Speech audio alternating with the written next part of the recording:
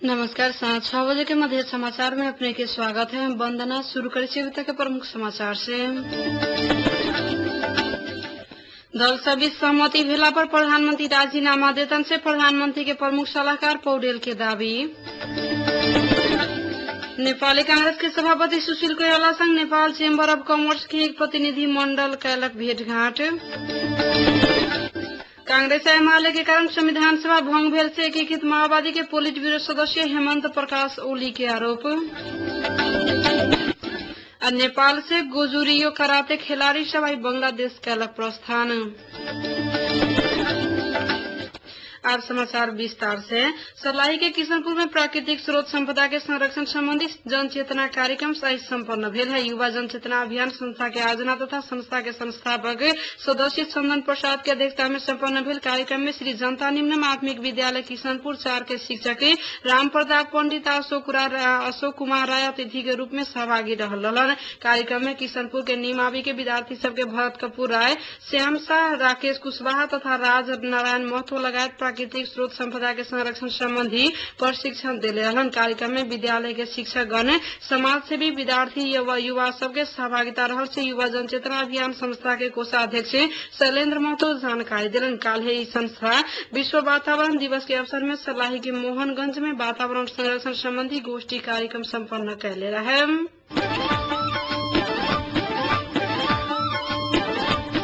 Doctor Baburam Bhattarai नेतृत्व के सरकार विरुद्ध यह जेठ 26 गते काठमांडू में करे लागल गेल बृहद विरोध प्रदर्शन में सहभागी होय के लेल सर्लाही में भी कांग्रेस एमाले लगायत विपक्षी दल सब सक्रिय भेल है।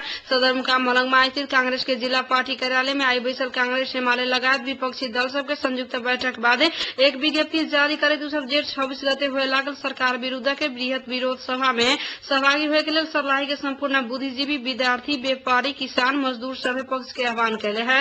विपक्षी दल सब के तरफ से कांग्रेस के जिला सभापति लक्ष्मण राय, एमाले के जिला अध्यक्ष मनोज देवकोटा के संयुक्त हस्ताक्षर में विज्ञप्ति जारी कल गेल है। विज्ञप्ति में नियोजित रूप में सत्ता कब्जा करे के एकीकृत नेकपा माओवादी के षड्यंत्र बमोजिम असंवैधानिक रूप में जन निर्वाचित संविधान सभा के विघटन कल गेल से दावी कल गेल है। विज्ञप्ति में नया निर्वाचन के घोषणा करे के सरकार की निरंकुशा प्रतिगामी कदम के हम सब 22 दल के तरफ से घोर भर्त्सना करे से उल्लेख रहा है।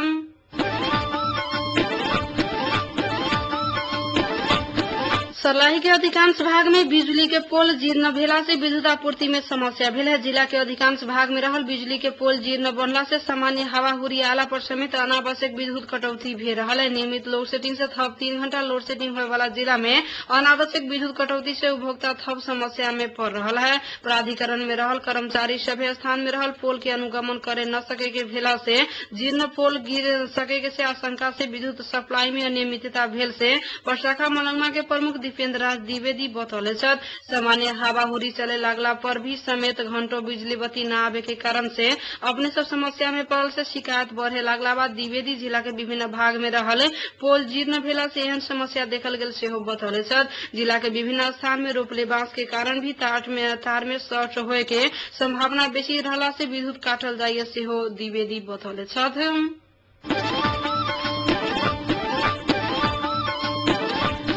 सर्लाही सदरमुकाम मलंगवा में कान अस्पताल बने के भेल है। इम्पेक नेपाल काठमांडू के आर्थिक सहयोग में मलंगवा नगरपालिका वडा नंबर 2 में रहल मठ के जगह में से 3 कट्ठा जगह में उक्त अस्पताल बनावे के सहमति भेल है। मठ के महंत राम नारायण दास वरिष्ठ समाज सेवी राम बहादुर अमात्य बीच कान अस्पताल भवन निर्माण करे के लेल समझौता भेल है। 25 लाख के लागत में निर्माण होए वाला उ अस्पताल के भवन निर्माण कार्य आगामी अगहन से शुरू होय से समाज सेवी अमात्य बतौले छथि।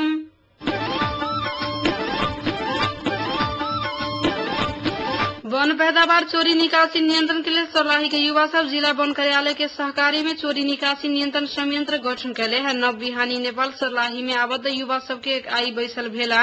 सर्लाही के नारायण खोला के 17 कट्ठा, नारायण खोला 1 पत्थरकोटा के छेड़ा, परवानीपुर के सद भैया आ लालबंदी के लालबंदी 3 में चोरी निकासी नियंत्रण संयंत्र गठन कैल गेल से संस्था के अध्यक्ष दिनेश खड़का जानकारी दिलन। जिला के लालबंदी, पत्थरकोट, परवानीपुर, नारायण खोला के 4 गो गाविस में वन निकासी नियंत्रण के लिए 20 से 22 गुटे के युवा सब के समूह बना के टोली खटावे के से खड़का बतौलन। संयंत्र वन पैदावार चोरी निकासी नियंत्रण के लिए विभिन्न कार्य करे के सेहो बताल गेल है। एका लेल संस्था निकट भविष्य में वन चोरी नियंत्रण के लिए आवश्यक ज्ञान के तालीम समेत संचालन करे लागल गेल सेहो जनाल गेल है।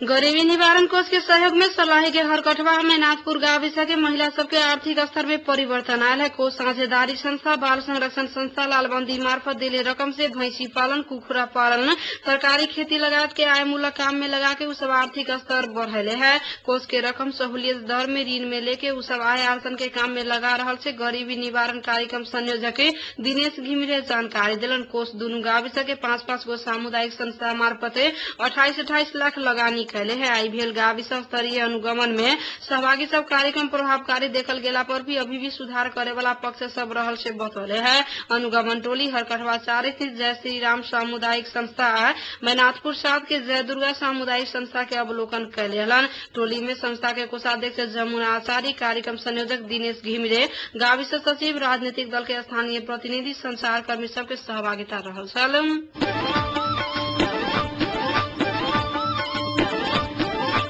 प्रधानमंत्री तथा मंत्री परिषद कार्यालय के आयोजना में आज सर्लाही के मलंगवा में मानव अधिकार तथा लैंगिक हिंसा विरुद्ध के कार्य योजना कार्यान्वयन अनुगमन के स्थिति संबंधी गोष्ठी सम्पन्न भेल है। प्रमुख जिलाधिकारी ऋषि राम ढकाल के अध्यक्षता में जिला विकास समिति के सभा कक्ष में आयोजित कार्यक्रम में मंत्री परिषद कार्यालय के उप सचिव प्रकाश पंडित के प्रमुख आतिथ्य रहल। कार्यक्रम में स्थानीय विकास अधिकारी उमेश बस्नेत, जिला शिक्षा अधिकारी सुखदेव सापकोटा, प्रहरी नायब उपरीक्षक कृष्ण परसाई, महिला विकास अधिकृत नीरू लक्ष्मी श्रेष्ठ, गैर सरकारी संस्था समन्वय समिति के अध्यक्ष रजनीकांत झा लगायत विभिन्न सरकारी कार्यालय के प्रमुख सब मानव अधिकार और लैंगिक हिंसा के विषय में विचार रखले रहलन। कार्यक्रम में मानव अधिकार कर्मी विदुर प्याकुरेल सर्लाही में बीतल 1 वर्ष भीतर में भेल मानव अधिकार तथा लैंगिक हिंसा संबंधी गतिविधि के विवरण सेहो प्रस्तुत कैले रहलन।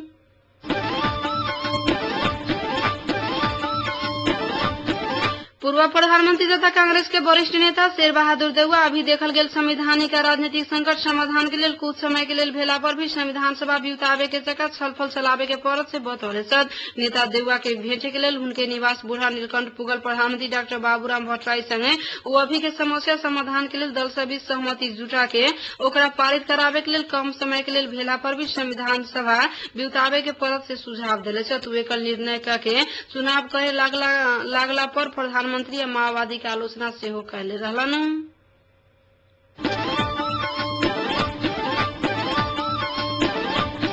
प्रधानमंत्री के प्रमुख सलाहकार देवेंद्र पौडेल राष्ट्रीय सहमति के सरकार के लिए प्रमुख दल से भी सहमति भे के नेतृत्व के विकल्प तैयार भेला पर प्रधानमंत्री डॉक्टर बाबूराम भट्टराई राजीनामा देवे के लिए तैयार रहल से बतौले सर। बुटबल में आयोजित अंतरक्रिया में नेता पौडेल जेठ 14 गते दल सब संविधान सभा के विवादित विषय में सहमति कायम करे के से भी सरकार परिवर्तन के प्राथमिकता देला से सरकार निर्वाचन के घोषणा करे के पड़ल से दावी कैलन। दल से भी सहमति न भेला बाद सर्वोच्च अदालत ताजा जनादेश में जाए के लिए देले मैंडेट अनुसार ही सरकार वैधानिक प्रक्रिया अनुरूप निर्वाचन के घोषणा कैले से दावी समेत कैलन। सरकार निर्वाचन के घोषणा कैला पर भी प्रमुख दल से भी सहमति न भे के निर्वाचन हो न सकत से स्वीकार करे तो सभी दल से भी सहमति के वातावरण बना के निर्वाचन में जाए के पड़त से हो बतौलन।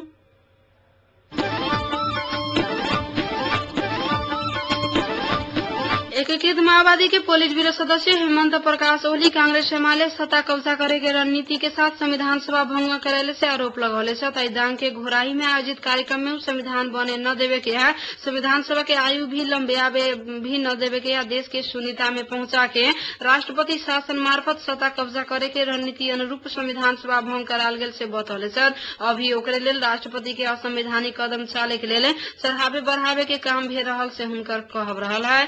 सहमति के दस्तावेज के रूप में संविधान बनावे वाला दल से भी सहमति जुटला पर भी अंतिम समय में आके कांग्रेस एमाले के एगो हिस्सा संघीयता के स्वीकार करे न सकत से बताला के बाद संविधान सभा भंग भेल से हुनकर कहब रहल है।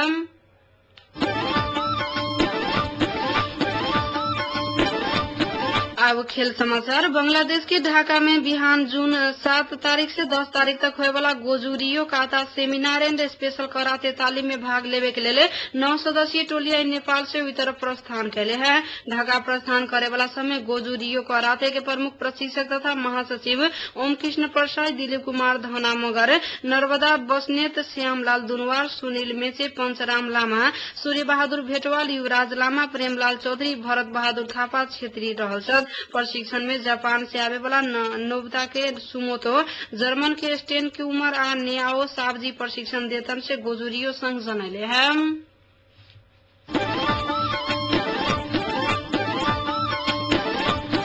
मध्य समाचार के अंत में प्रमुख समाचार एक बार फिर से।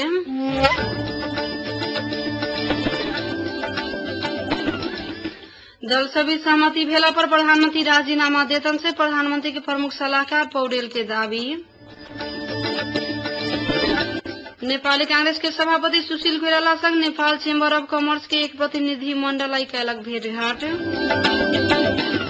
कांग्रेस एमाले के कारण संविधान सभा भंग भेल से एकीकृत माओवादी के पोलिट ब्यूरो सदस्य हेमंत प्रकाश ओली के आरोप। नेपाल से गोजुरियो कराते खिलाड़ी सब बांग्लादेश कैलक प्रस्थान। अही के संग साँझ 6 बजे के मध्य समाचार आइटम समाप्त है। हम बंदना दिया जाए कि आगे सुनते रहो रेडियो मध्य 89.3 मेगाहर्ट्ज। नमस्कार।